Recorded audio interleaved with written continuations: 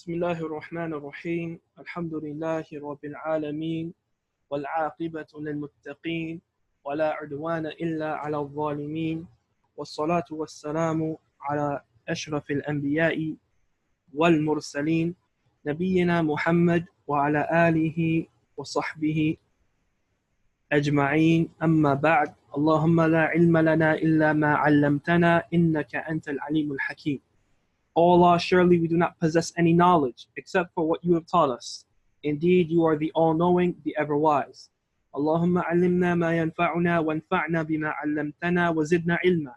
O Allah, teach us that which will benefit us and benefit us with what you have taught us and increase us in knowledge. Allahumma innana na'udhu bika min ilmin la yanfa'u. O Allah, we seek refuge in you from knowledge that does not benefit. وَقَلْبٍ لَا يَخْشَعُ, and from a heart that does not possess khushu'. وَدُعَاء لَا يُسْمَعُ, and from a supplication that is not heard. وَنَفْسٍ لَا تَشْبَعُ, and from a soul that is unsatisfied. يَا مُعَلِّمَ إِبْرَاهِيمَ عَلِّمْنَا, O teacher of Ibrahim alayhi salam, teach us as well. وَيَا مُفَهِّمَ سُلَيْمَانَ فَهِّمْنَا, and O one who is granted Prophet Sulaiman alayhi salam understanding, grant us understanding as well. Amma ba'd, to proceed. Assalamu alaikum wa rahmatullahi wa barakatuh. Welcome everyone to our first class of our winter session, our winter intensive program, going over the famous book known as Madina Book 1 or Madina Arabic Book 1. Alhamdulillahi Rabbil Alameen. This is going to be our first class in this course. But before we begin with the actual content, we'd like to first thank Allah subhanahu wa ta'ala walillahi alhamd for gathering us here today, especially on this day in particular, yani a day in which many of the people across the whole dunya, yani the whole entire earth, they are engaged in committing shirk, or committing kufr, or committing disobedience, acts of disobedience, ma'asi. As there are many who are worshipping other than Allah currently. And there's others who are associating partners with Allah. And there's others who are making false claims, false statements that they've made up themselves, that Allah subhanahu wa ta'ala has a son, wa yadhu billah. And there's others who are engaged in drinking, consuming alcohol, committing zina, wa yadhu billah, partying, killing, robbing, stealing, earning Allah subhanahu wa ta'ala's wrath, earning Allah subhanahu wa ta'ala's anger. But Allah azza wa jalla, walillahi alhamd, has saved us all from that. And He has gathered us to be on our devices, wherever you may be, engaged in the worship of Allah Azza wa Jalla via seeking knowledge, by way of seeking knowledge of the deen. Know that this is a tremendous ni'mah, this is a tremendous bounty upon us. As the Messenger of Allah sallallahu alayhi wa sallam, he told us, "Man yuridillahu bihi khayran yufaqihu fid din." Whomsoever Allah Azza wa Jalla wants good for, He grants him fiqh, understanding of the religion. The scholars of Islam, they comment on this hadith and they say, from the means of attaining fiqh of the religion is exerting your efforts in learning the religion, whether that is by attending lessons physically or online, whether that is by reading books, Islamic books, whether that is by listening to lectures on YouTube or websites, whether that is by spending your wealth for a sound Islamic education. All of these actions are considered to be evidences that Allah Azza wa Jalla wants good for that individual. As long as the servant is engaged in learning their religion, then that is a sign that Allah wants good for that person. And scholars, they comment that the opposite is true as well. Something which is known as مفهوم المخالفة or دليل الخطاب عند الأصوليين. The opposite is true as well. That the one whom Allah subhanahu wa ta'ala does not want good for, He does not grant them fiqh of the religion. Yani they are busied with the dunya. They are busied with other affairs. They don't have time to learn their deen, to learn the Arabic language, to learn about their aqidah, the creed, their belief system, to learn about fiqh, to learn about hadith, to learn about tafsir, to read the Quran. They don't have time. They're busy. These are the types of people that Allah Azza wa Jalla does not want good for. Khayran. So because we are here today, by the permission of Allah subhanahu wa ta'ala, and that is a sign that Allah wants good for us, it's incumbent upon us all to be thankful, to be grateful, to thank Allah subhanahu wa ta'ala. Not just with our tongues, but also to realize it in our hearts. Yani that i'tiraf, recognition that this ni'mah is only from Allah subhanahu wa ta'ala. To also speak it, proclaim it amongst the people. وَأَمَّا بِنِعْمَةِ رَبِّكَ فَحَدِّثْ.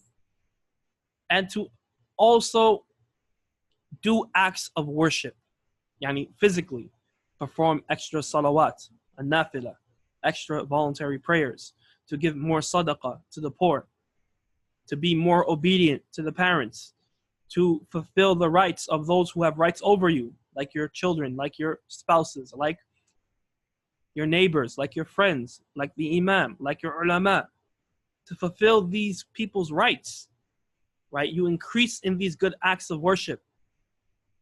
And that is a form of giving thanks. That is a form of giving thanks for the ni'mah of Allah Azza wa Jalla. And we know that whenever a person gives thanks to Allah subhanahu wa ta'ala, Allah subhanahu wa ta'ala, as He says in Surah Ibrahim, وَلَئِن شَكَرْتُمْ لَأَزِيدَنَّكُمْ. Allah subhanahu wa ta'ala says, if you give thanks for the blessings that He has given you, وَإِن تَعُدُّوا نِعْمَةً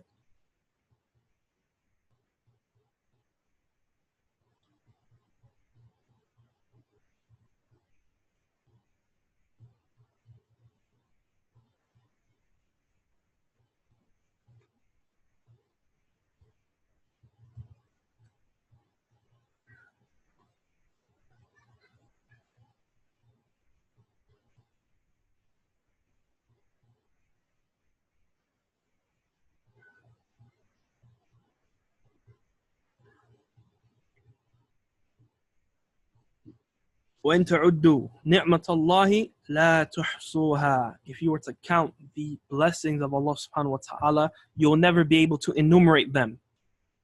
Khayran. So if you give thanks for one of these ni'am, one of these blessings, what does Allah subhanahu wa ta'ala say? لَإِن شَكَرْتُمْ لَأَزِيدَنَّكُمْ. That He will certainly increase you in more. Subhanallah. Our Lord is not stingy, unlike mankind. If we give thanks to Allah subhanahu wa ta'ala, then Allah Azza wa Jalla, He grants us even more. Look at Allah subhanahu wa ta'ala. Look at Al-Kareem, the most generous. Subhanallah bihamdi.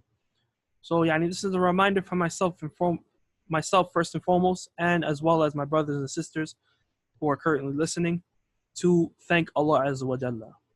Recognize it in your heart. Proclaim it, speak it, say it to others. Say it out loud to yourself, and to increase in your actions of worship. Khayran. To proceed, alhamdulillah, after praising Allah Azza wa Jalla and thanking Him for this blessing, for how many people in reality, Allahu Akbar, they want to study the Arabic language, they want to study the deen, they want to spend time learning their religion, but for whatever reason, they're unable to. However, Allah has chosen us. Allahu Akbar. Think about that. Out of the millions and billions of people on earth, Allah subhanahu wa ta'ala has chose us to be here right now learning about our deen. Allahu Akbar. We thank Allah subhanahu wa ta'ala for that blessing. Khayran. Alhamdulillah, this course is going to be about learning the Arabic language. It's a beginner course. But before we go into the content of the book, I want to first mention a few points of benefit that will help us to recognize the status of the Arabic language and our stance towards it as Muslims. Okay, there's a saying amongst the Arabs in which they say, "Sharaful ilm min sharafil ma'lum." that if you want to know the nobility, the status of something, the value of something, then take a look at what it leads to or what it's connected to. All right. So if you want to take a look at the status of the Arabic language, then look at what it's connected to. Look at what it leads to. Of course, we understand that the Quran was revealed in the Arabic language. All right. The Arabic language is the language of the Quran. And that is sufficient as a virtue. As Allah subhanahu wa ta'ala, He said, إِنَّا أَنزَلْنَاهُ قُرْآنًا عَرَبِيًّا لَعَلَّكُمْ تَعْقِلُونَ. Indeed, we revealed it as an Arabic Quran, so that you may perhaps use your intellects. Allahu Akbar. For you to use your intellects. Ibn Kathir, rahimahullah ta'ala, he comments on this verse in Surah Yusuf, the beginning of Surah Yusuf. And he says, وَذَلِكَ لِأَنَّ لُغَةَ الْعَرَبِ أَفْصَحُ اللُّغَاتِ وَأَبْيَنُهَا وَأَوْسَعُهَا وَأَكْثَرُهَا تَأْدِيَةً لِلْمَعَانِي التي تقوم بالنفوس. He said that the Arabic language is the most eloquent, plain, deep, and expressive of the meanings that might arise in one's mind. Therefore, the most honorable book, meaning the Quran, was revealed in the most honorable language, Allahu Akbar.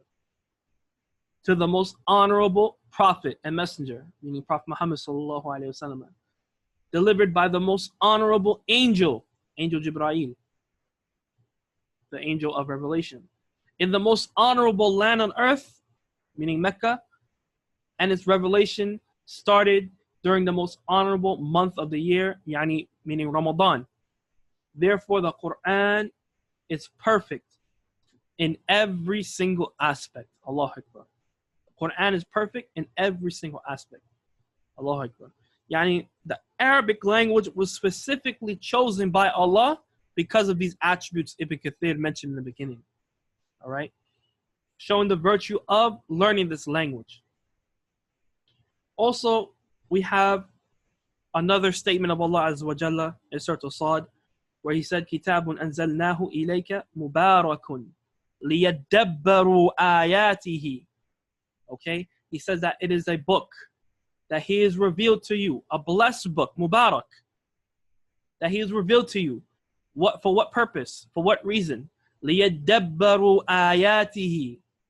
In order for the people to reflect over its verses and to remind those who possess al-albab, intellects, who possess hearts, who possess understanding.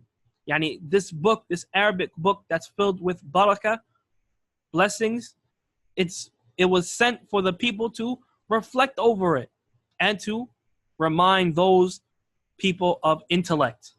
Allahu Akbar. Allah subhanahu wa ta'ala also says in another verse in the Quran, أَفَلَا يَتَدَبَّرُونَ الْقُرْآنِ. Do they not reflect over the Quran? Or are there chains or locks upon their hearts? SubhanAllah bihamdi. Do they not reflect over the Quran, or are there locks upon their hearts? SubhanAllah bihamdi.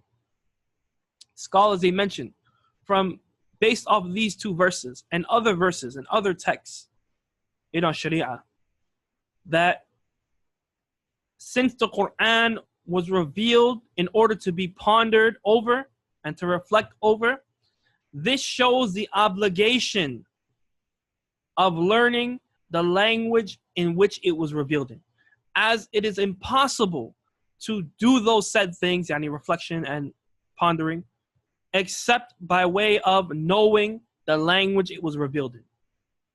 Allahu Akbar. All right.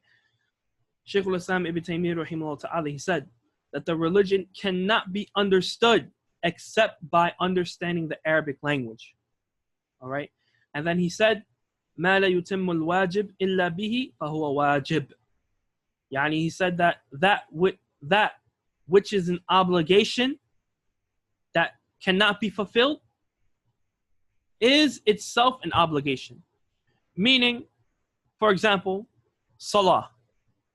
What is the ruling of making salah, of praying? There's a question for everybody. It's wajib, obligatory. Bila shak, without a doubt. Khayran. can a person make salah without wudu? La. Right? You cannot make salah without being in a state of wudu, purification. Okay, if you're unable to make wudu, then you make tayammum. You have to be in a state of purity, raful hadath, khayran, before you pray. طيب. So then what is the ruling of making wudu? If you cannot establish salah, which is something wajib, without wudu, then what is the ruling of wudu? Naam, wajib. All right. Likewise, with the Arabic language and the Quran. These verses we just read from Surah Sad and Muhammad shows the obligation of reflecting over the Quran. Now I'm pondering over the Quran. Now, can a person reflect and ponder over the Quran if they don't know Arabic? La. So what is the ruling of learning Arabic?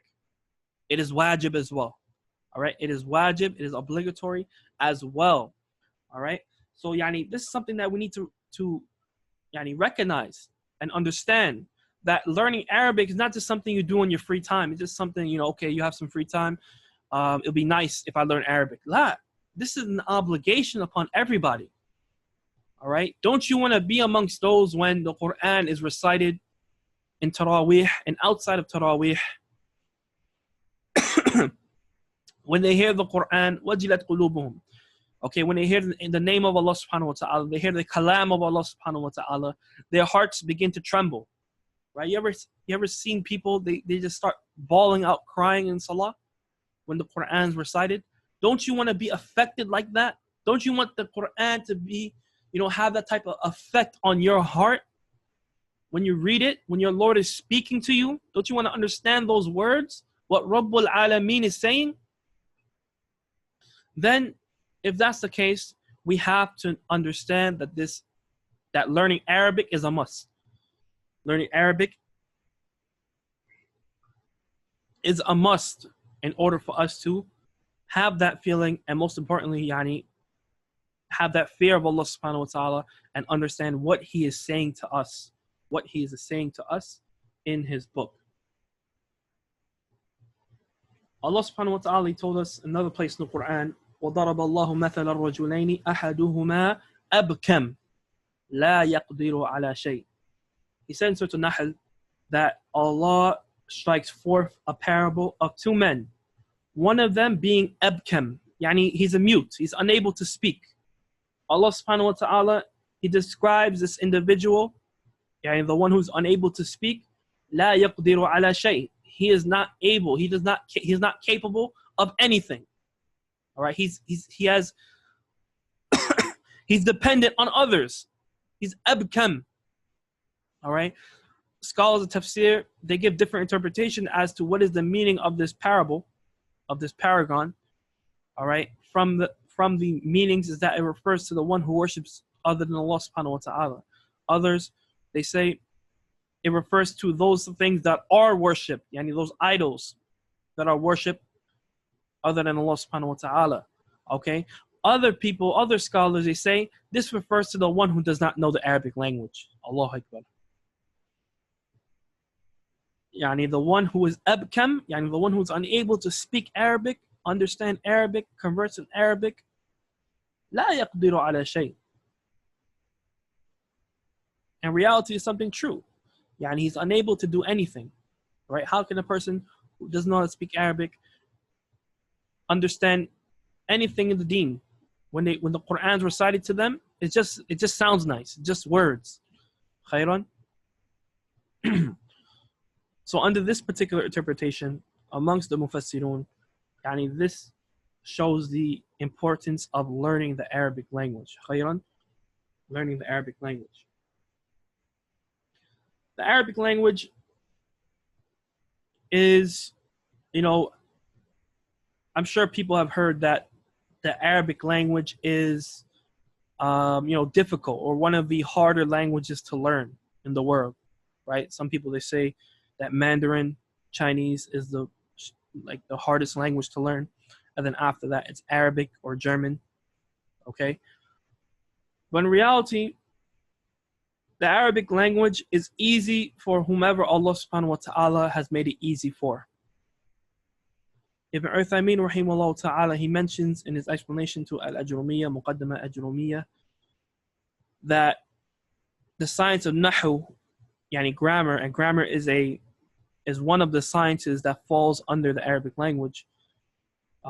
He says that studying grammar, yani studying Arabic language, is like entering a house that's made out of qasab, sugarcane.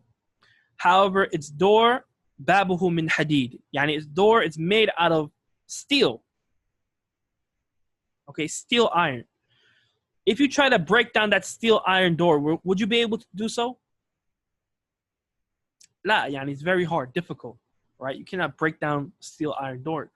Many people have issues with breaking down a wooden door, so more or less steel iron door. Khayran. So he says, yani studying Nahu is similar to this, meaning that in the initial stages, all right, when you first begin your studies and learning grammar, and even the Arabic language, it applies the same to the Arabic language in general as well. Yani, it's like trying to break down an iron door. It's extremely hard. You're gonna come across difficulties. Okay, you're gonna get sore. Okay, it's gonna be hard to break through. You may hurt yourself, right? You may give up. Okay, but once you get past that initial stage, then it's like eating sugar. It's like eating and drinking sugar cane. SubhanAllah, it's sweet as sugar. That once you get past that initial stage, wallahi, the Arabic language is sweet. Allahu Akbar. It's sweet like sugar. And that's something, yani, mujarrab, yani, that's something that's experienced among everyone who has passed through that initial stage of learning the language. Right? I remember back in the States, before, I came to Mecca, studying in Mecca, alhamdulillah, Allah Azza wa Jalla, He allowed me to learn the Arabic language there. And I remember at that time I was going to college, I had, college classes in the morning. And at nighttime, I would pick up my Arabic books, like Ajrumiyya, other books, and try to read like a benefit or two, try to review something or, just look up a benefit. All right. And I only intended to spend maybe 15 minutes, 10 minutes, 20 minutes in reading that benefit. Right. But because of the deepness of the discussion and the topic and the sweetness of the mawdu', SubhanAllah, sometimes I find myself reading for an hour, 30 minutes, an hour, 2 hours sometimes. And next thing you know, it's 2 o'clock in the morning. Allahu Akbar. Like, because that's how the lugha is. Yani, once you get past the initial stage, you start to enjoy the Arabic language. Because now it gives you deeper insight to the Quran and the Sunnah. You start to enjoy what you've memorized from the Quran, what you read from the Quran. And you start to develop a stronger connection with Allah's book. Khayran. So this is just advice from Shaykh Ibn Uthaymeen to rahimahullah ta'ala to be patient. Be patient. You're going to come across trials, and that's how it is. You have to be tested. All right? You have to be tested in this path. But you have to push through those trials. There's nothing in dunya, there's nothing in this life that is easy. Anything valuable, there has to become some type of trial and tribulation in order to obtain it. All right.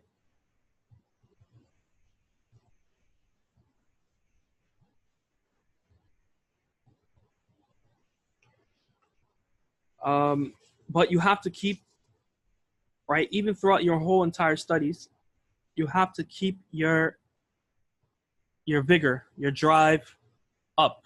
You have to have, as they say, ulu al-himma, high aspirations. Okay? Don't think that you are not able to learn this Arabic language. Don't think that learning the Arabic language is something that you'll never be able to accomplish. Right? That's from the whispers of shaitan in reality. Okay? Like, I'll tell you a story. Like me, myself, as I mentioned earlier, bifadlillah, and I don't mention this out of, pride or conceit or, self-amazement, but I just mention it as Allah subhanahu wa ta'ala, He told us in Surah Al-Baqarah regarding fasting in Ramadan. He said, يَا أَيُّهَا الَّذِينَ آمَنُوا كُتِبَ عَلَيْكُمُ الصِّيَامُ كَمَا كُتِبَ عَلَى الَّذِينَ مِنْ قَبْلِكُمْ لَعَلَّكُمْ تَتَّقُونَ.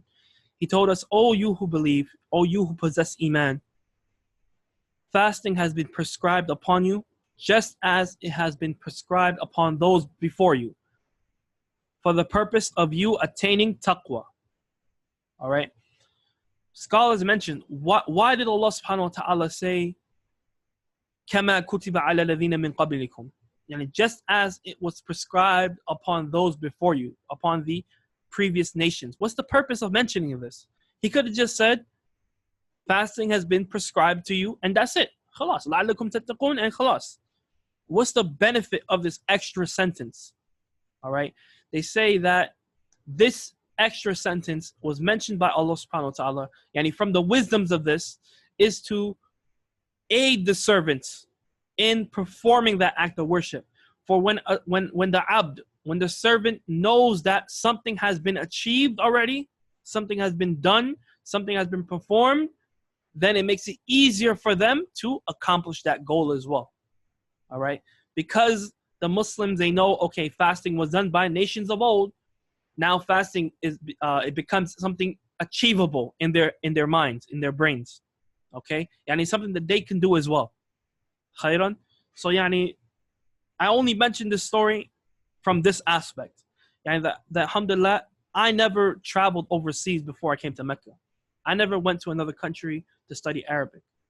I began all my studies and I continued all my studies in America.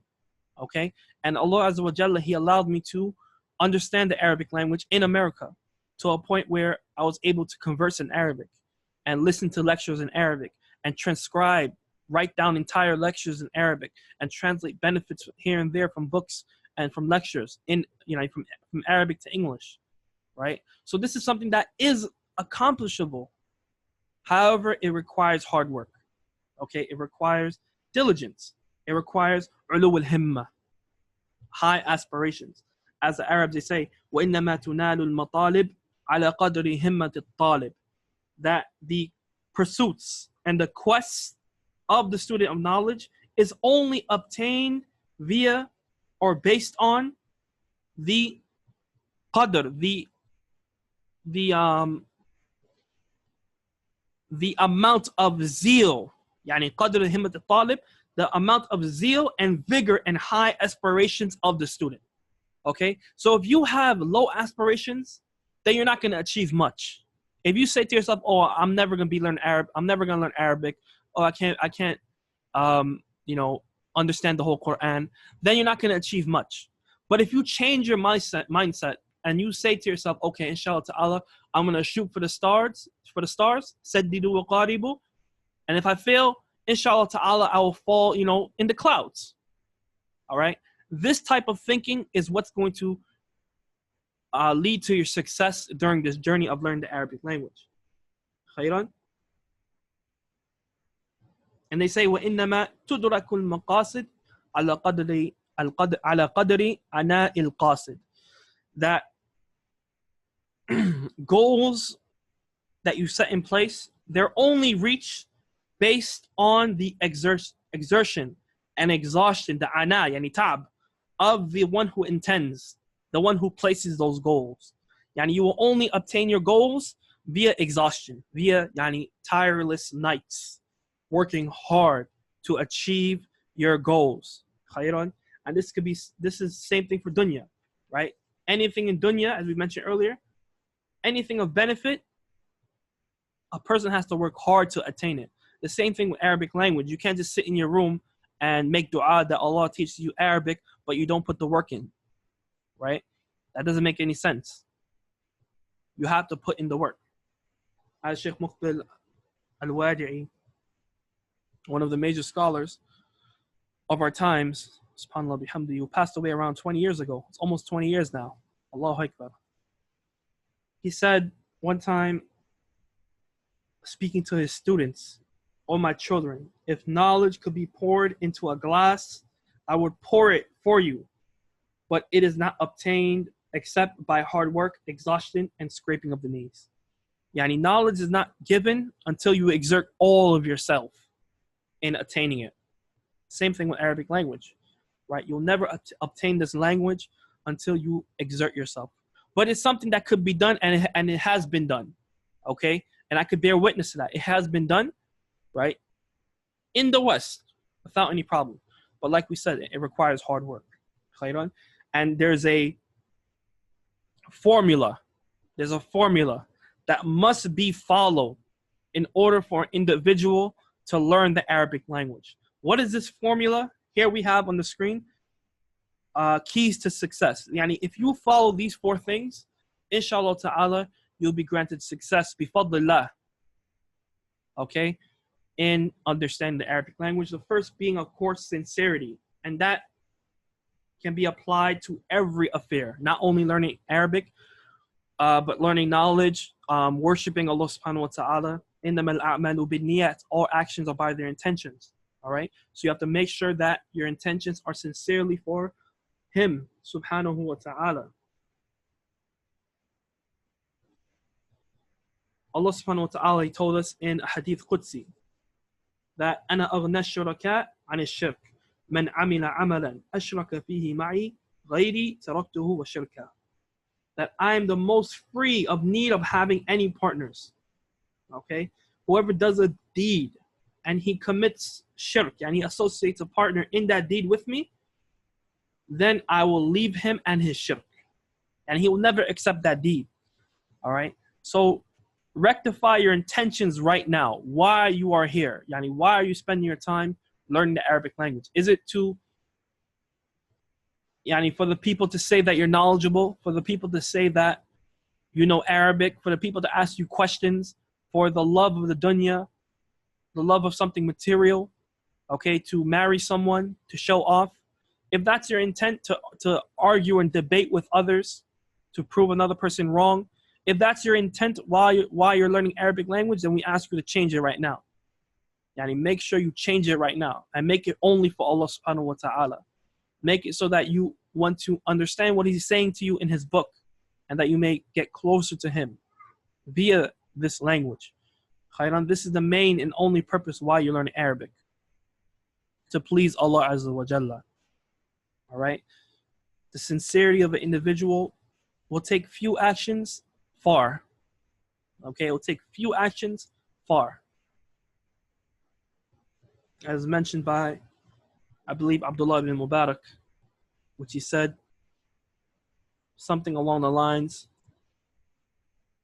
كم من عمل صغير تعظمها or تعظمه النية أو كما قال. يعني how many small actions are there that have become great, magnified in status due to the intentions. Subhanallah bihamdi. Yani the little actions you do that's filled with ikhlas, Allah Azza wa Jalla, yani it's considered to be something big with Allah subhanahu wa ta'ala. It's considered to be a lot with Allah subhanahu wa ta'ala due to the intentions. And the opposite is true as well. How many plentiful actions were performed, but they were considered small due to the niyyah, due to the intentions. All right, so make sure your intentions is sincerely for Allah Azza wa Jalla. The second key is yani diligence.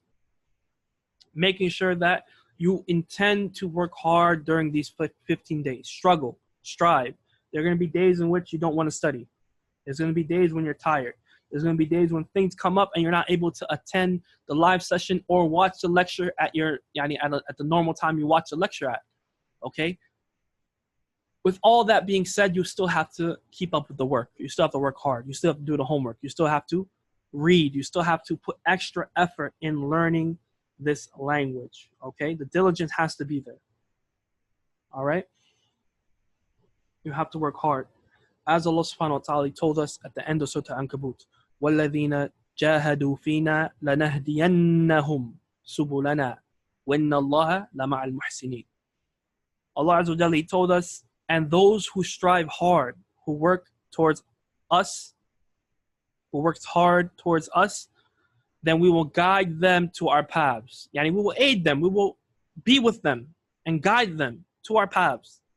And indeed, Allah subhanahu wa ta'ala is surely with the good doers, the muhsineen, and those who perfect their actions. Okay, so you as a Muslim, you have to work hard, right? Take a look at the prophets, the messengers, the best of creation. Let's take a look at Musa alayhi salam, for example. Musa alayhi salam, he is from the Ulul Azm, yani from the 5 major messengers that Allah Azza wa Jalla sent to mankind. All right. And when he was running away with his people from Fir'aun and his army, and he reached the Bahr Ahmar, the Red Sea, Allah subhanahu wa ta'ala, he could have opened the sea for him right away. Okay, the army was coming to kill him and his people.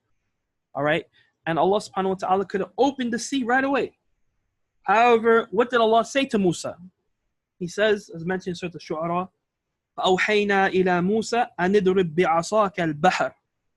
He said, and we revealed to Musa to hit the sea with your staff. To hit the sea with your staff. Do something. Okay? فَانْفَلَقَ. Then what happened? فَانْفَلَقَ. Then the sea, it parted. After Musa exerted himself in that tough situation, right? Allah subhanahu wa ta'ala, his nasr came. His help, his success came. And Allah Azza wa Jalla, he parted the sea for Musa and his people. And he says, فَكَانَ كُلُّ فِرْقٍ كَالطَّوْدِ الْعَظِيمِ. So much so that the sea, it parted, and each portion became as if it was a great towering mountain. Allahu Akbar. So even Musa had to work hard in order to obtain the success of Allah Azza wa Jalla, the help of Allah subhanahu wa ta'ala. The same thing for us. If we want to learn Arabic language, we make dua, right? We make our intention sincere for Allah subhanahu wa ta'ala. But we also work hard towards that goal, right? Sheikh Abdul Razak al-Badr, Hafidhullah ta'ala, among these scholars of Medina, he mentioned regarding the dua, Allahumma inni as'aluka ilman nafi'an wa rizqan tayyiban wa amalan mutaqabbalan. The dua that should be said in every morning and night. Oh Allah, I seek or I ask you for beneficial knowledge, righteous actions, and provisions. Allahumma inni as'aluka ilman nafi'an wa rizqan tayyiban, yani pure provisions, وَعَمَلًا مُتَقَبَّلًا, and accepted actions. He says regarding this dua that many people mistakenly make this dua and any other dua, but they don't work towards the means of the acceptance of the dua. Meaning they ask for rizq, but they don't look for a job. They don't exert themselves in obtaining wealth. This is a mistake. Many people, they make dua for knowledge, but they don't exert themselves in learning, right? They just stay at home, do nothing on their phones, watching YouTube, etc., wasting their life away, right? They don't exert themselves in learning the knowledge. And this is a mistake. The dua will never be accepted, okay? Yani whenever you make dua, you have to work towards it as well. And that's when you see the acceptance of that dua. Khairan? So likewise here, after you work hard, after you make dua, right? You make dua for sincerity. You constantly renew your intentions. You work hard towards it, and you also make dua for it. It's a combination of all three, okay? As the Messenger of Allah sallallahu alaihi wasallam, he said in the hadith of Sahih Muslim, "Ihris ala ma yanfa'uk." To be diligent in what will benefit you. وَاسْتَعِنْ بِاللَّهِ وَلَا تَعْجَزْ. And to seek Allah subhanahu wa ta'ala's assistance and do not give up. Allahu Akbar. So he says, be diligent in what will benefit you and seek Allah subhanahu wa ta'ala's assistance. Yani there's a connection. You have to combine between these two affairs. All right? Whenever you are seeking knowledge of the religion and trying to learn Arabic. All right? So you have to be sincere, work hard towards that goal, make dua, and last but not least, have good companionship. خُلِقَ الْإِنسَانُ ضَعِيفًا. Mankind was created weak. This is how we were created. This is our nature. There are times where we don't want to study. Right? We just want to sleep, just want to relax, just want to kick back, watch TV, etc. All right. If we have good companions who are upon the same path as us, learning Arabic, learning the deen, then they're going to encourage us via their actions or via their words in, getting past those times of laziness. All right. Sheikh Saleh Al-Usaymi, he mentioned that this is one of the greatest means of helping an individual from being or wasting their time or being negligent in their studies. To have a companion who will hold you accountable and vice versa, you hold them accountable. All right. And you push each other. All right. So yani, if a person holds firm to these four affairs, these four keys to success, then inshallah ta'ala, they will be granted that success in learning Arabic language specifically, and anything they wish. Okay, anything in the dunya they wish in a general sense, okay, like knowledge in general, or wealth, or status, or anything in dunya. If you hold firm to these four things, you'll be able to accomplish your goals. Khairan. And we ask Allah Azza wa Jalla to grant us all tawfiq, success in attaining these goals. Lama ameen. With all of that being said, know for sure that Shaitan is watching you. Shaitan is there in your room right now, or wherever you may be. He's looking at you. And his plans after this class, or even during this class, is to whisper to your heart and try to turn you away from continuing the path that you're continuing.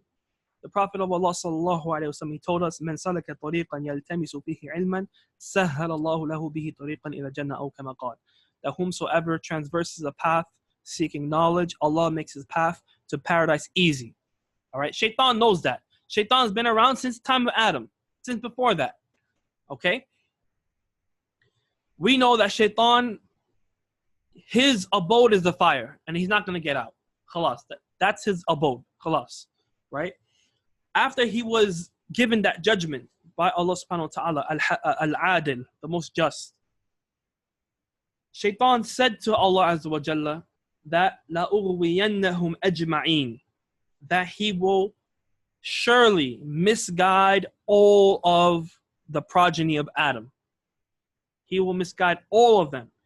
إِلَّا عِبَادَكَ مِنْهُمُ الْمُخْلَصِينَ, except those servants among them who are sincere to Allah Azza wa Jalla.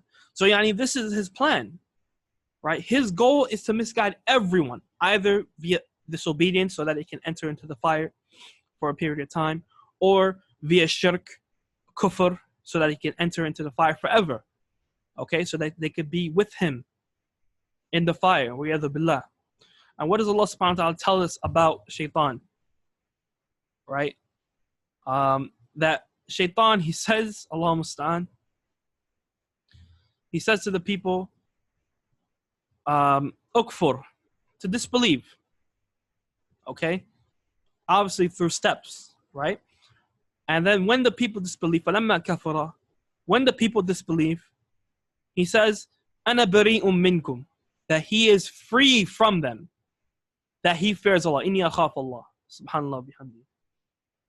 That once he whispers to these people to disbelieve, he entices them to kufr and shirk, and they accept that invitation to kufr and shirk, and they enter into the fire. When it's time to go to Shaitan to find some type of comfort, Shaitan says, what? I am free from you. Indeed, I fear Allah. Allahu Akbar. So this is the reality of Shaitan. And Shaitan, as mentioned in another hadith, that he flows through Bani Adam like majra dam, just as blood flows through the body. Right? He knows everything about mankind. Okay, he knows in terms of how to misguide us. Okay, he knows all the tricks in misguiding us and turning us away from the path to paradise. Right? He doesn't want to see us he doesn't want to see us seeking knowledge.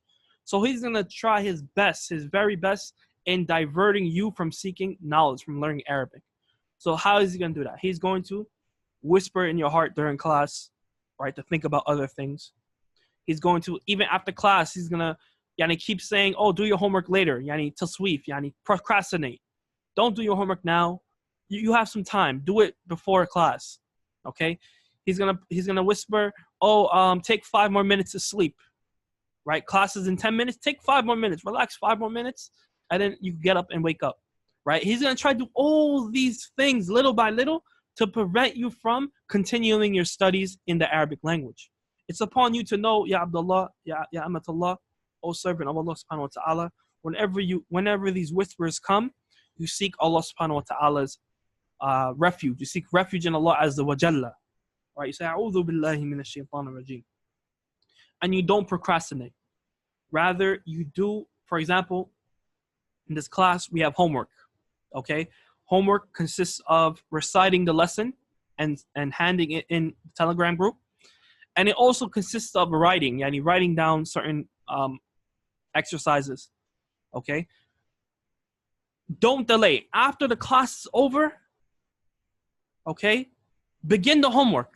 Begin the homework. Finish the homework. It may take 5 minutes. It may take 10 minutes. It may take 30 minutes. Just complete it right away. All right? And then, alhamdulillah, when the next day comes, the next day in class, you don't have to rush towards yani, completing the homework. Nor will you feel embarrassed. Oh, I didn't do the homework. Oh, I shouldn't attend class today. Right? This is when the whispers of shaitan. Shaitan whispers, oh, you didn't do the homework, so you shouldn't go to class. Wa'iyadhu billah. Right? Even if you didn't do the homework in our class, we encourage you to still attend no matter what. Struggle, strive during these 15 days. There's going to be days where you may fall off, you may miss a day or two, you may not do the homework, whatever, but still continue. Get back up, because at the end of the day, we're all on the same path, okay? And we don't want to leave anyone behind. Alhamdulillah, today is the first day. A lot of people, they have a lot of high motivation. They have the drive, they have the vigor to study. But over time, inshallah ta'ala, shaitan's going to come to you, whisper to you to divert you from this path. But you have to keep striving, okay? Hold each other accountable as students. Hold yourself accountable first and foremost. Renew your intention. Tie your heart to Allah Azza wa Jalla. Pray the Salatul Tahajjud. Pray the night prayers, okay? Pray your 5 prayers, daily prayers on time, okay? If you're a male, pray in the masjid, in jama'ah, if you're able to, all right? Pray the sunan. Make sure your prayers are something that you do consistently and you give it its right. Khairan. And these are the things that's going to protect you from the plots of shaitan. Bi'idhnillahi ta'ala. May Allah Azza wa Jalla aid us all. Ameen.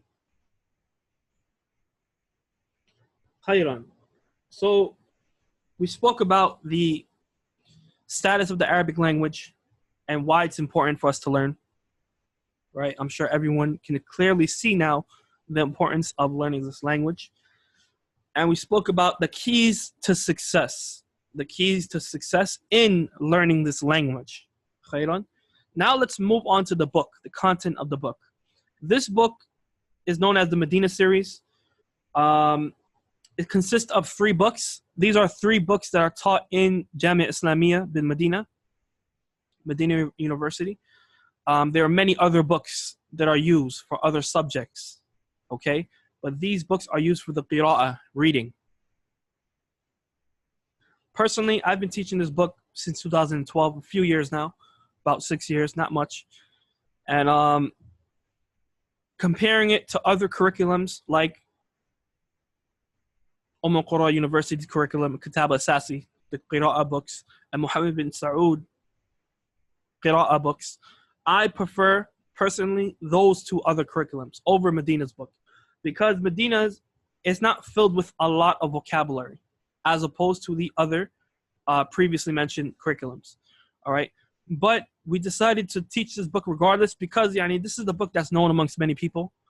There's a demand, there's a high demand in learning this book. So, inshallah ta'ala, we decided to begin this book, and we hope that Allah Azza wa Jalla will grant us success in completing it. I mean, book 1, which we have here, consists of 23 lessons. It begins with short chapters. So the chapter may be like 3 or 4 pages. But as you progress in the book, the chapters begin to become longer, okay, with a lot more content. All right? What we want the students to do for this class, for this course, is create, or rather, buy a binder. Buy a binder where you can add dividers in. You can have sections, okay? And we want one section for vocabulary. All right? And in that vocabulary section, you will have a page per chapter. Okay, so for one page is all the vocabulary found in chapter 1. On the second page is all vocabulary found for chapter 2. Third page, all the vocabulary found for chapter 3. We want you to write down the vocabulary in each chapter on those pages, okay? And don't mix the chapters on one page. Each page should have a separate chapter. This is going to help you, one, when you're writing down the words, it's going to help you to get familiar with these words, so it helps in memorization. And 2, later on, inshallah ta'ala, when it comes to reviewing these words, where we want to use a word but you forgot how to say in Arabic, you're able to go back to your notes and review and remember those words easily. Right on? This is something that's key. This is key in regards to the student of knowledge. That the student of knowledge is extremely, extremely organized with their with the knowledge that they have. All right? Because if you're not organized with your what happens is that you end up wasting a lot of time searching for something that if you had preserved it properly the first time, you could have preserved that time. All right? As the Arabs, they say, إِنَّ الَّذِي يُرَتِّبُ مَتَاعَهُ لَا يَتْعَبُ. That the one who organizes his provisions, his mata', he doesn't become tired with upkeeping it. فَكُلُّ شَيْءٍ عِنْدَهُ فِي مَوْضَعٍ عَدَّهُ. Because everything that's with him is in one place that he prepared it. His hadith section books or benefits is in one area. It's easy for him to review. His fiqh benefits is in another area. He knows how to review it. Right? His tafsir benefits that he collected is in another place where it's easy for him to review. Okay, and find it. متى يعود إليه يعده في يديه. Whenever he returns back to these benefits that he preserved, then he finds it prepared right in front of him. Doesn't have to waste time in trying to, search these benefits again. Khairan. So same thing here. Same thing here. When reviewing these vocabulary words, make sure you do a good job from the beginning, so that later on, when it comes time to review that knowledge, sahal, it's something easy to find, and you don't waste time. Khairan. So one section in the binder is going to be for vocabulary. Another section is going to be for grammar points, so grammar rules. You're going to divide it by chapter as well. So we learn this particular grammar rule in chapter 1. It's easy for you to find. Chapter 2, we learn this grammar rule, etc. All right. So that'll be the second section. Khairan,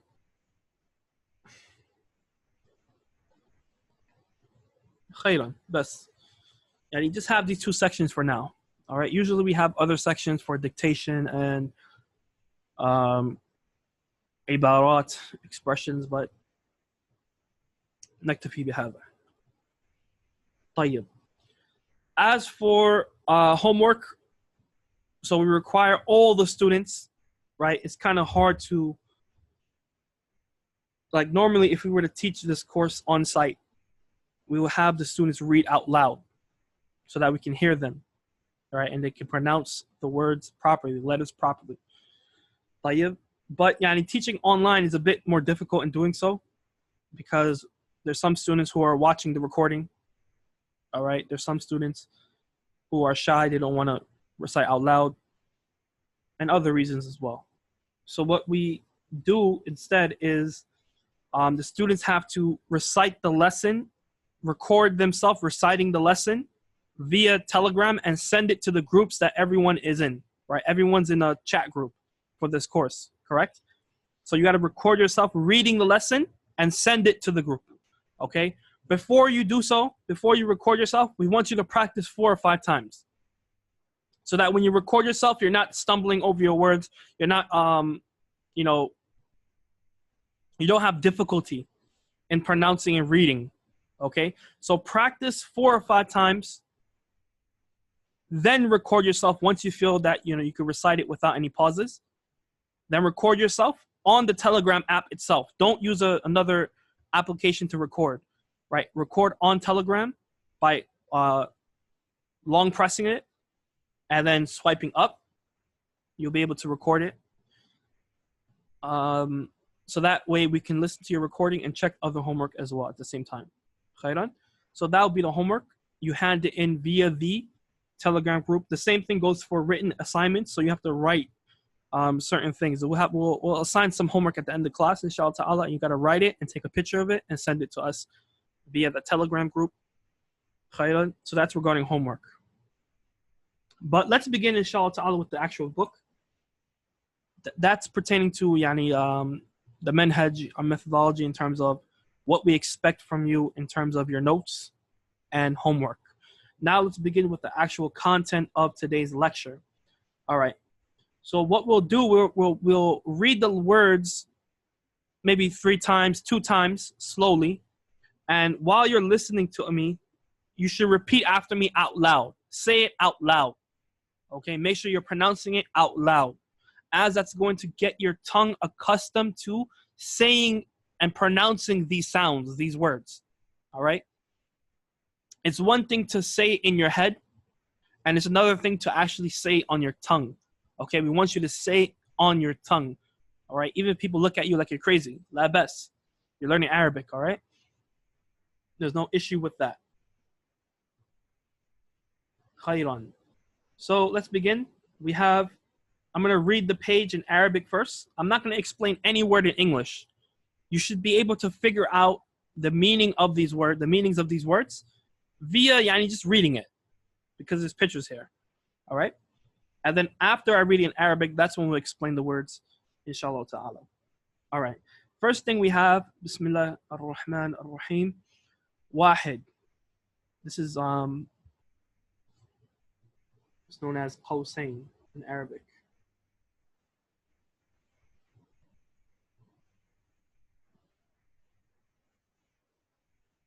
It's known as what?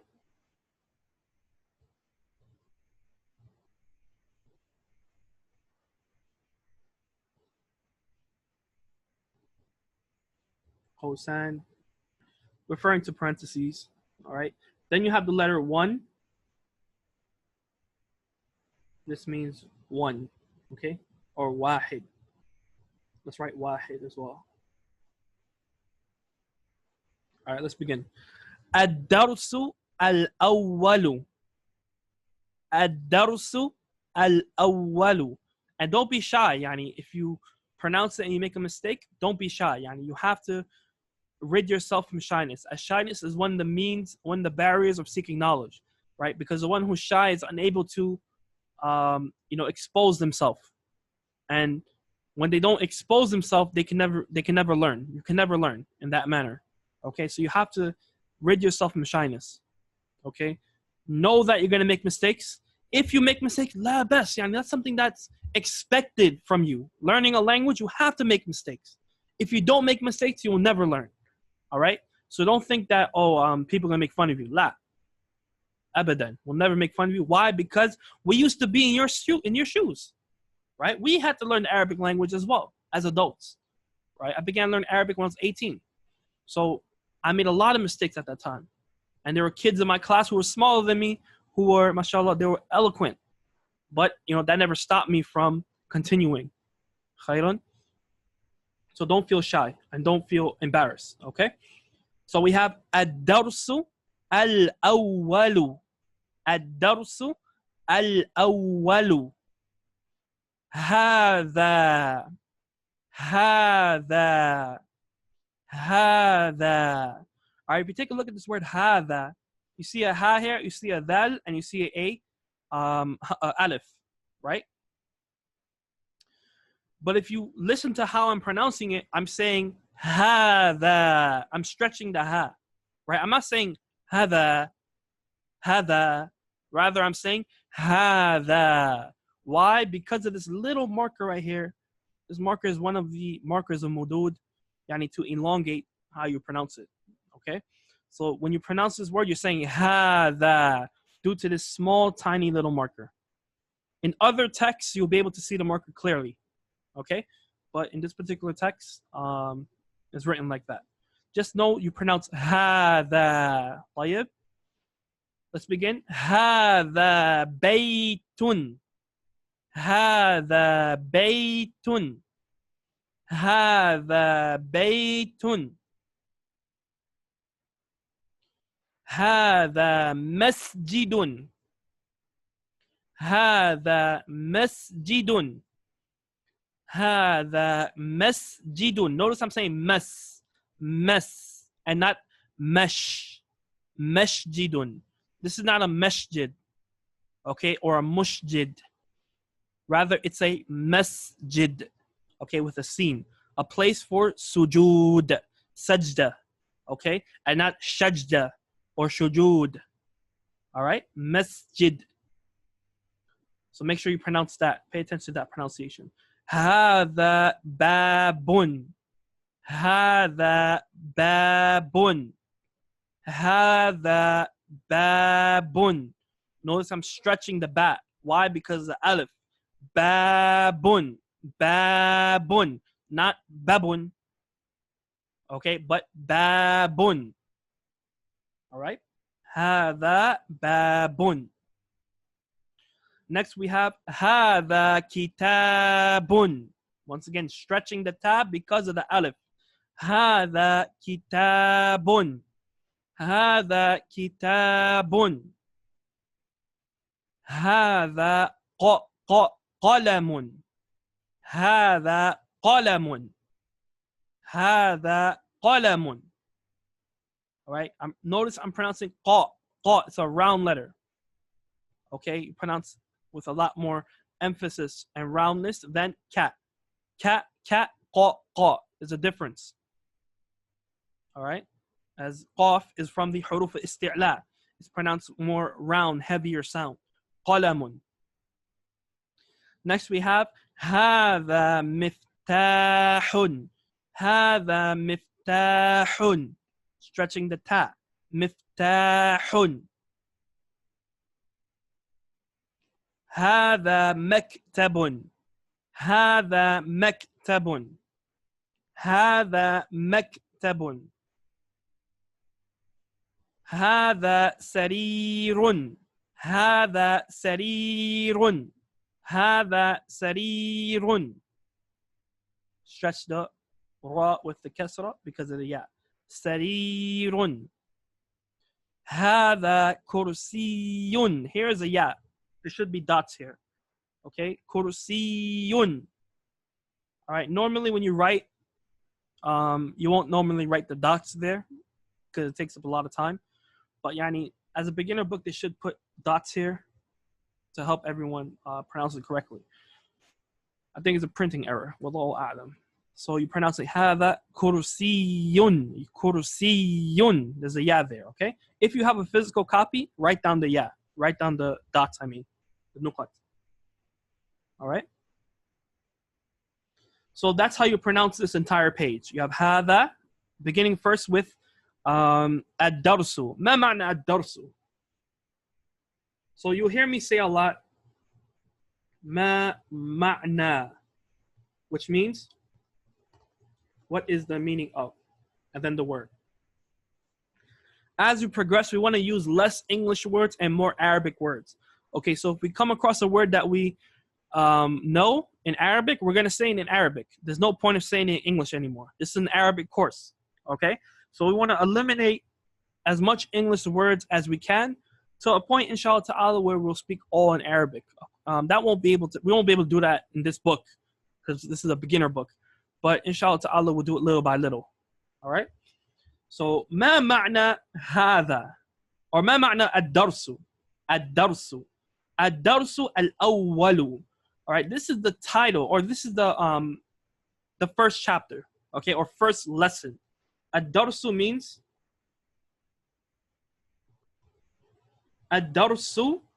means the lesson, okay? Ad-darsu. You guys ever heard, okay, there's a dars at the masjid, right? There's a dars at the masjid. And if there's a lesson going on, a class, okay?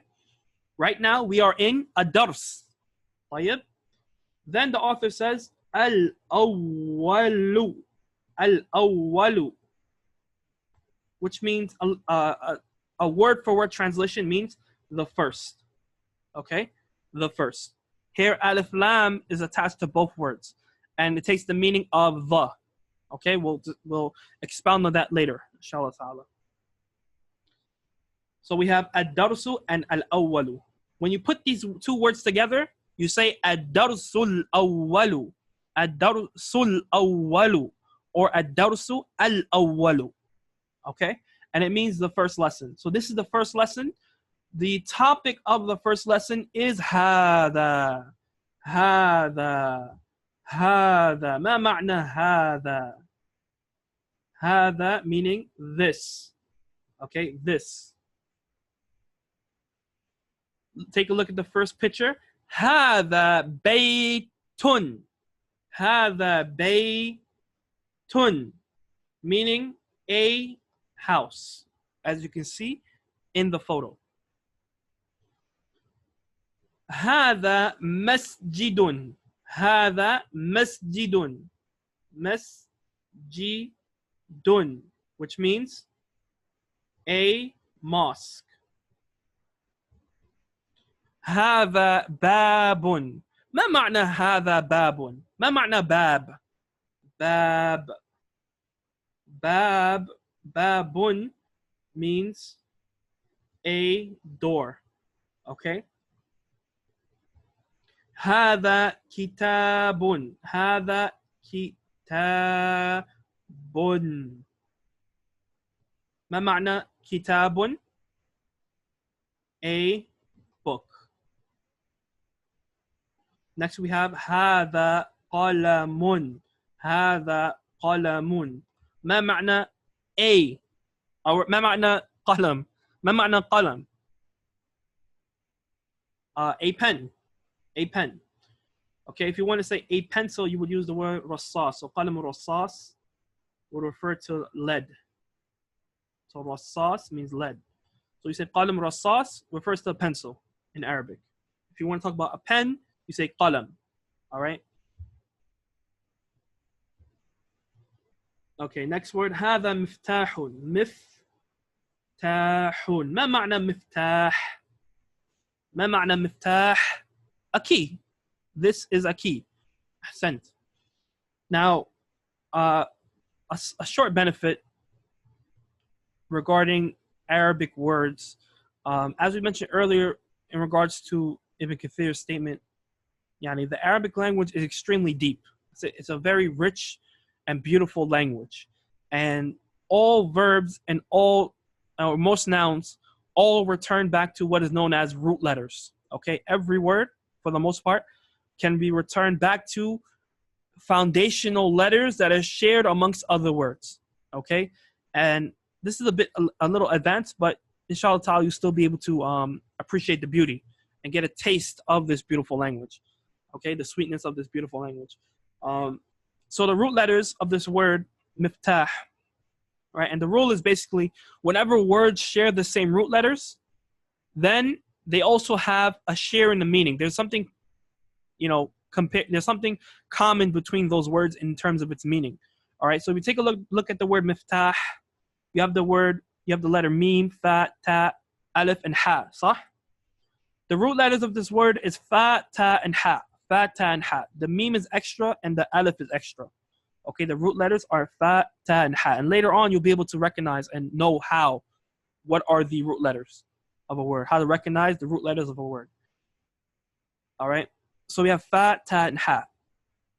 Is there another word in the Arabic language that we know, and we all should know this word, that has the same letters of fa, ta, and ha? Al-Fatiha. Naam, ahsant. Good. Al-Fatiha. So since they share the same root letters, what is the connection between these two words? What is the connection between key and Al-Fatiha, Surah Al-Fatiha? Well, just as the key is used, just as the key is used to open a door, likewise, Surah Al-Fatiha is the opening of the Quran. All right? The Fatiha is considered to be the first chapter of the Quran, thus it opens the Quran. Thus there's a connection in the meaning. All right? The same goes for example, khamar and khimar. Khamar and khimar. Khamar meaning any type of intoxicant that removes the intellect, the aql of an individual. That's referred to as khamar in the Arabic language. It could be alcohol or it could be anything else that removes the intellect. All right? The root letters are kha, mim, and ra. Likewise with khimar, khimar, khimar. What is a khimar? It's the headscarf that sisters wear, right? The headscarf that covers the hair is called khimar. Also has the letters kha, mim, and ra. So what is the connection between these two words as they share the same root letters? Well, just as the khamar, yani it blocks the intellect. Yani it blocks the intellect from making informed decisions, right? Alters it. It blocks it from being seen. Likewise, the khimar blocks the hair of a woman from being seen. All right, and this is just a small taste of the sweetness of this beautiful and deep language. All right. Next we have هذا مكتب. هذا مكتب. مكتب. ما معنى مكتب؟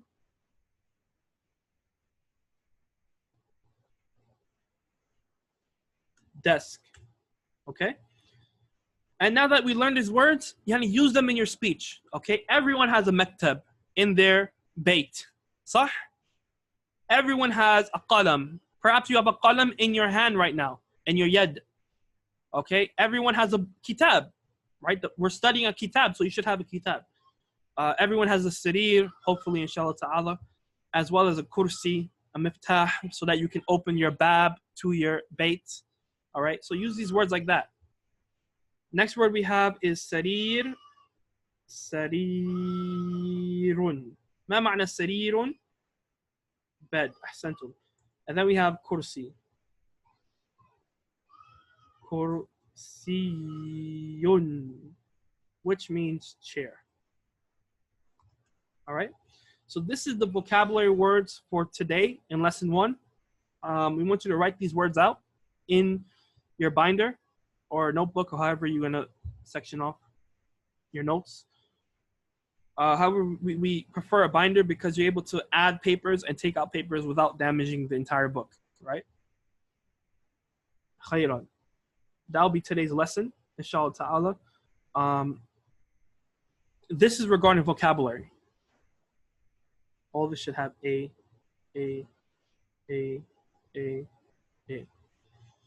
All right. As for the Nahu portion of today, and this is going to be homework. Nahu, when we say Nahu, we are referencing grammar, okay? Yani, there's certain rules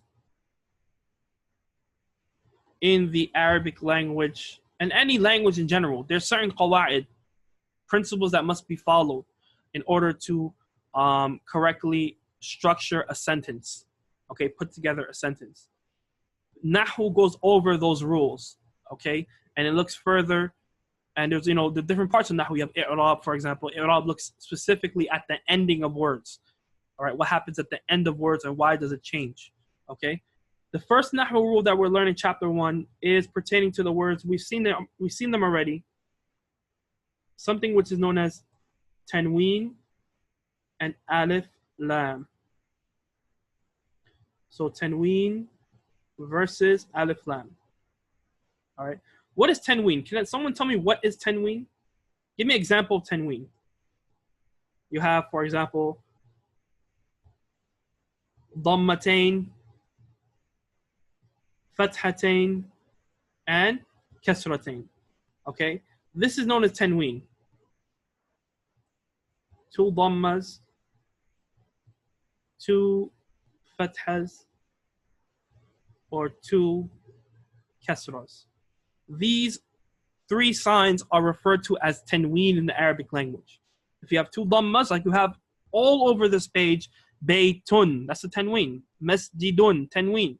Babun, tanween. Okay? All right? That's referred to as tanween. What is alif lam? Alif lam, of course, is when you have this at the beginning of the word. For example, ad-darsu. Ad-darsu. You guys say ad-darsu? If you remove the alif lam, it will become darsun. Okay? Al-awwalu. If you remove the alif lam, it becomes awwalun. All right? So that's alif lam. All right. The rule is basically every noun for right now, currently, every noun will either have tanween or alif lam, but never both. All right, this is a very important rule that I want you to understand. That every noun that we study, for the most part, for right now, it will either have tanween at the end of the word, or it will have alif lam at the beginning of the word. But you'll never find a word having both. So for example, let's take baytun.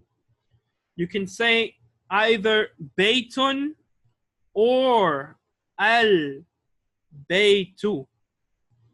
You can say masjidun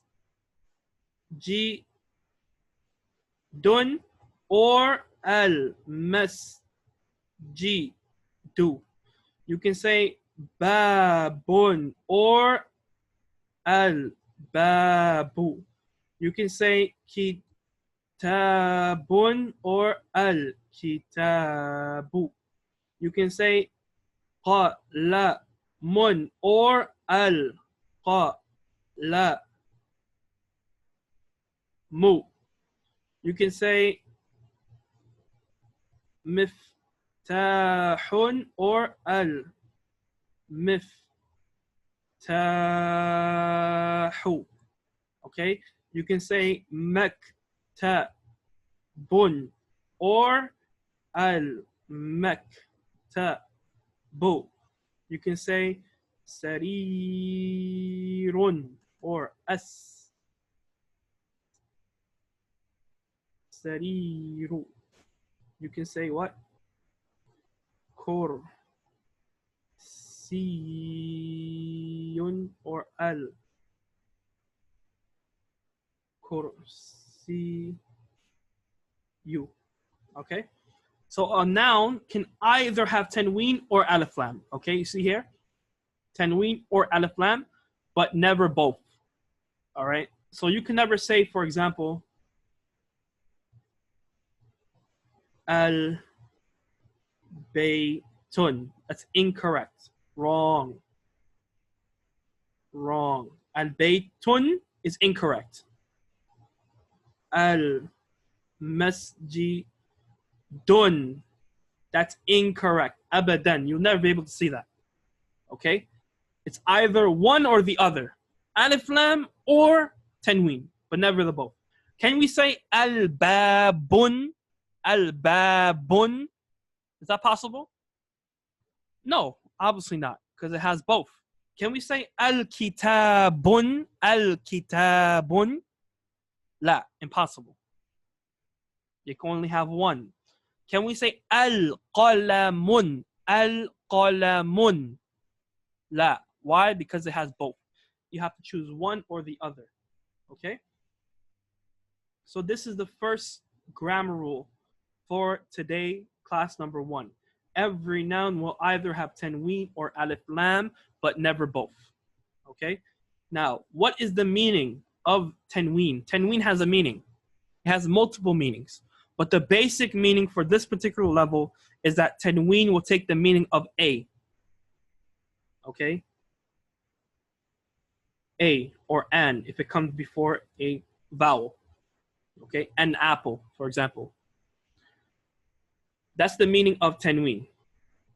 Right now, the meaning of al And normally when you write the al by itself, you would add the hamza like this, right? It's written like this, according to a great scholar named Sibawayh in Nahu.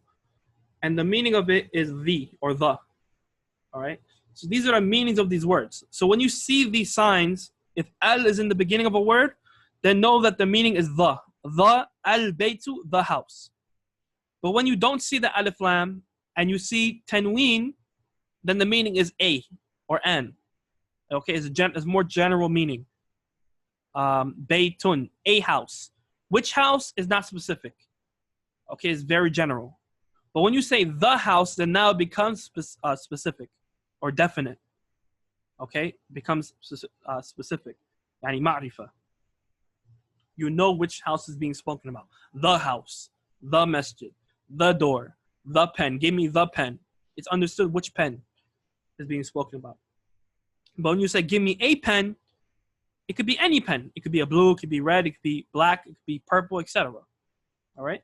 So A and N is general meaning, while L is a more specific meaning. All right? In Arabic, you would say, for example, nakiratun. That means general, while specific is ma'rifatun.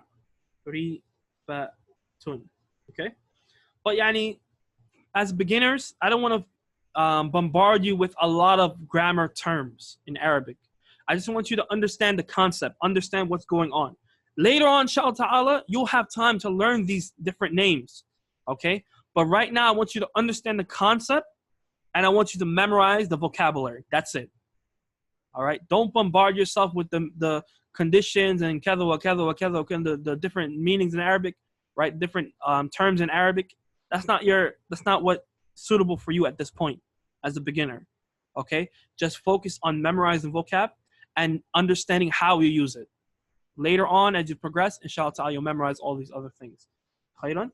So A, an is tanween, general meaning.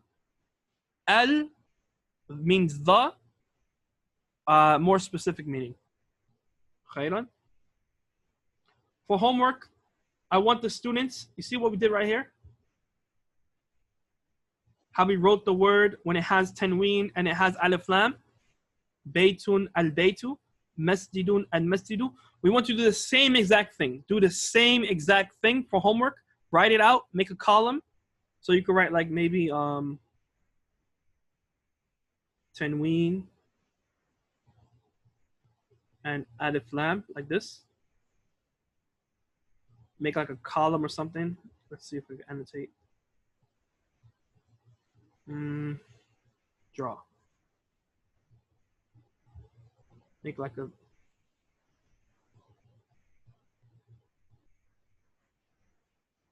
of course you make it a little neater. And then on the right hand side, you write tanween words with tanween.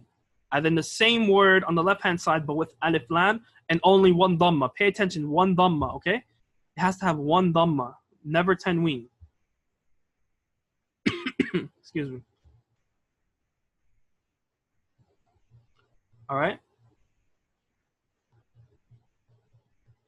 So that'll be the homework, inshallah ta'ala. As well as any extra homework for those who wish to do it. Take a look at Surah Al-Ikhlas, Qul Huwallahu Ahad, and extract the words in that chapter that has alif lam and those words that have tanween. Okay, so Qul Huwallahu Ahad. Qul, there's no alif lam there, there's no tanween. Huwa, no alif lam, no tanween. Allah, lafzul jalala, there's an alif lam prefix to that, to lafzul jalala, to the name of Allah subhanahu wa ta'ala. And it never gets removed. Okay? So you put Allah, lafzul jalala, as being the first word. Okay? The first word for al, ma'rifa. Then قُلْ هُوَ اللَّهُ أَحَدٌ أَحَدٌ أَحَدٌ. Normally when we recite it, we stop at ahad because of reciting the end of the we stop whenever we get to the end of a verse. Okay, we don't pronounce the last harakah. However, in Arabic, right, there's a tanween there. Ahadun. Take a look at the mushaf. You'll see a tanween on ahadun, on the dal. So thus you'll put dal, or rather ahadun, under the chart of tanween, inshallah ta'ala. Khairan. So this is the homework for the next class, inshallah ta'ala. I will also send a PDF to help everyone with their writing. Okay, right now we expect your writing to be very bad. Okay, all right, we don't expect your writing to be, neat or anything like that. So what we'll do is send a PDF via the channel, and you will have to download that PDF, print it out, and fill out that packet. Okay, try to finish it before this course is over.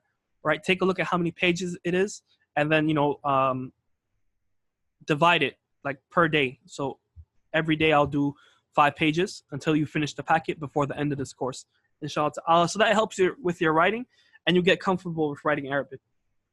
All right, learning any language has 4 major skills you have to work on. The first being al-qira'ah. We're trying to work on that, the reading, by having the students record themselves reading and being corrected in the group.